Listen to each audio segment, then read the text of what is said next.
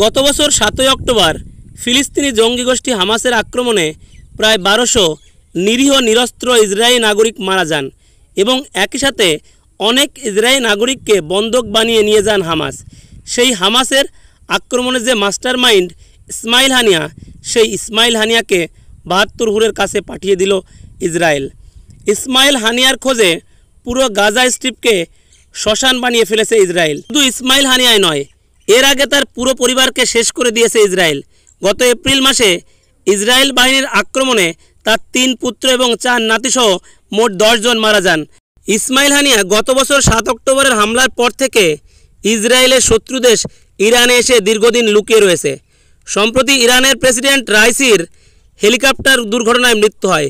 অনেকেই মনে করছে এই হেলিকপ্টার দুর্ঘটনার পেছনেও ইসরায়েলের হাত রয়েছে। গতকাল ছিল ইরানের নতুন প্রেসিডেন্টের শপথ গ্রহণের অনুষ্ঠান। এই অনুষ্ঠানে ইসমাইল হানিয়াকে আমন্ত্রণ করা হয়। দীর্ঘদিন লুকিয়ে থাকার পর তিনি প্রকাশ্যে বাইরে বেরিয়ে আসেন, আর এটা নজরে পড়ে ইসরায়েলের গোয়েন্দা সংস্থা মোসাদের।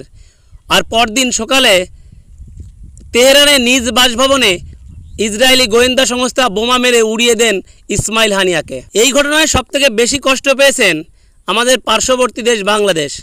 ভারতেরও একজন খুব কষ্ট পেয়েছেন, কারণ তিনি ভারতের বন্ধুপ্রতিম দেশ ইসরায়েলের বিরুদ্ধে গিয়ে ভারতীয় পার্লামেন্টে জয় প্যালেস্টাইন নারা লাগিয়েছিলেন।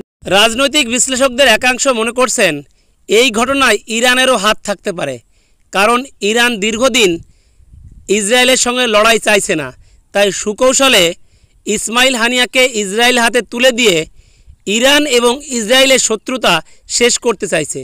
এমন নতুন নতুন তথ্য পেতে অবশ্যই সাবস্ক্রাইব করে নিন চ্যানেলটি।